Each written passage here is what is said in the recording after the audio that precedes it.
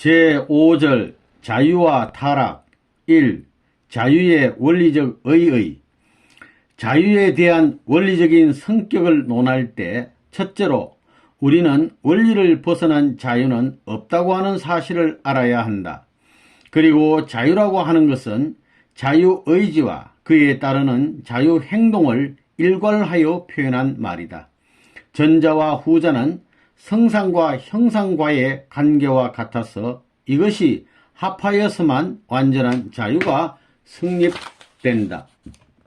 그러므로 자유의지가 없는 자유행동은 있을 수 없는 것이며 자유행동이 따르지 않는 자유의지도 완전한 것이 될 수는 없는 것이다. 자유행동은 자유의지로 인하여 나타나는 것이며 자유의지는 곧 마음의 발로인 것이다. 그런데 창조 본연의 인간에 있어서는 하나님의 말씀, 곧 원리를 벗어나서 그 마음이 움직일 수 없기 때문에 원리를 벗어난 자유의지나 그로 인한 자유행동은 있을 수 없는 것이다. 그러므로 창조 본연의 인간에 있어서는 원리를 벗어난 자유란 있을 수 없는 것이다. 둘째로 책임 없는 자유는 없다. 원리에 의하여 창조된 인간은 그 자신의 자유의지로서 그의 책임 분담을 완수함으로써만 완성된다. 따라서 창조 목적을 추구하여 나아가는 인간은 항상 자유의지로서 자기의 책임을 행하려 하기 때문에 책임 없는 자유는 있을 수 없는 것이다. 셋째로 실적 없는 자유는 없다. 인간이 자유로서 자신의 책임 분담을 완수하려는 목적은 창조 목적을 완성하여서 하나님을 기쁘시게 해드릴 수 있는 실적을 세우려는 데 있는 것이다. 따라서 자유는 항상 실적을 추구하게 되는 것이므로 실적 없는 자유는 있을 수 없는 것이다. 2. 자유와 인간의 타락. 위에서 상술한 바와 같이 자유는 원리를 벗어나서는 있을 수 없다. 따라서 자유는 스스로의 창조 원리적인 책임을 지게 되며 또 하나님을 기쁘시게 해드리는 실적을 추구하는 것이므로 자유의지에 의한 자유행동은 선의 결과물을 가져오게 되는 것이다. 그렇기 때문에 인간은 자유로 인하여서는 타락될 수는 없다. 그러므로 고린도후서 3장 17절에 주의 영이 계신 곳에는 자유함이 있느니라 라고 말씀하신 것이다. 우리는 이러한 자유를 본심의 자유라고 한다. 아담과 헤아가 하나님으로부터 선악과를 따먹지 말라는 권고를 받은 이상 그들은 마땅히 하나님의 간섭이 없이 오직 본심의 자유에 의하여 그 명령을 지켜야 할 것이었다. 그러므로 헤아가 원리를 탈선하려 하였을 때 원리적인 책임과 실적을 추구하는 그의 본심의 자유는 그에게 불안과 공포심을 일으키게 하여 원리를 탈선하지 못하도록 작용하였다.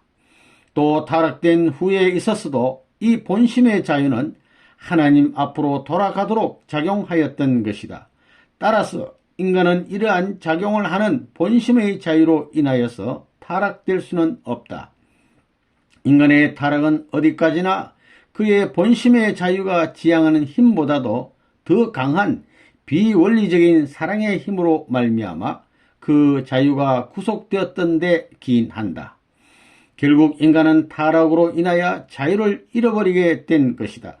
그러나 타락한 인간에게도 이 자유를 추구하는 본성만은 그대로 남아있기 때문에 하나님은 그 자유를 복귀하는 섭리를 하실 수 있는 것이다. 역사가 흐를수록 인간이 자기의 생명을 희생시켜 가면서까지 자유를 찾으려는 심정이 고조되어 가는 것은 인간이 사탄으로 인하여 잃어버렸던 이 자유를 복귀해 나아가고 있는 증거인 것이다. 그러므로 인간이 자유를 찾는 목적은 자유의지에 의한 자유행동으로 원리적인 책임과 실적을 세워서 창조 목적을 완성하려는 데 있는 것이다. 3.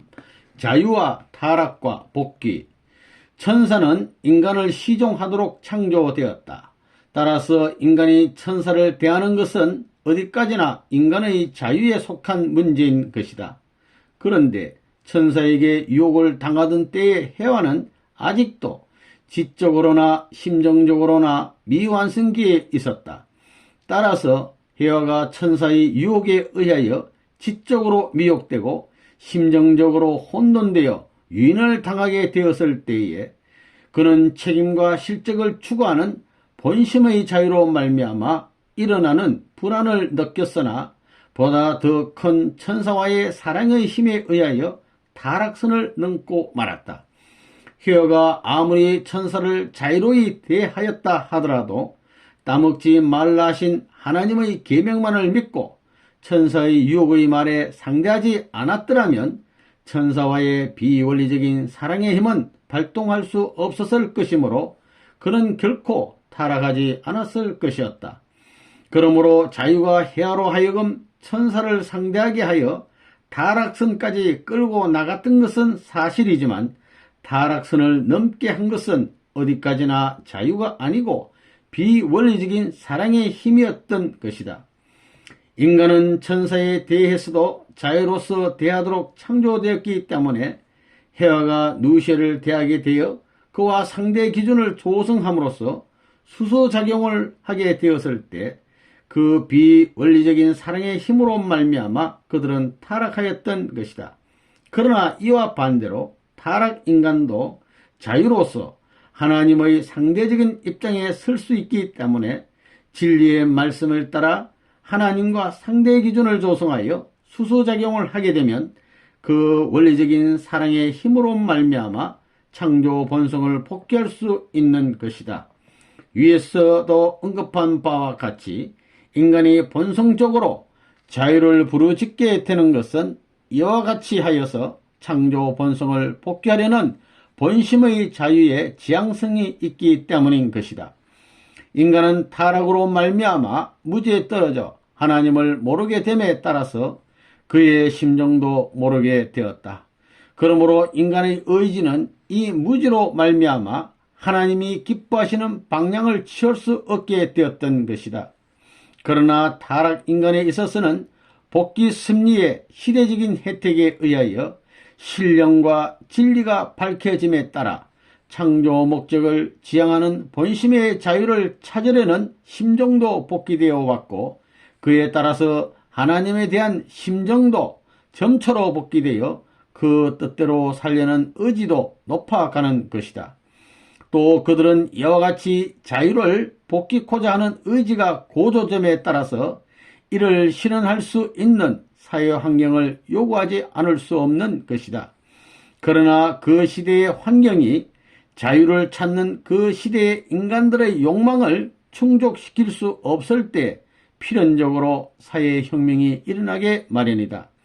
18세기에 있었던 불란서 혁명은 그 대표적인 예이지만 이러한 혁명은 결국 창조 본연의 자유가 완전히 복귀될 때까지 계속되지 않을 수 없는 것이다.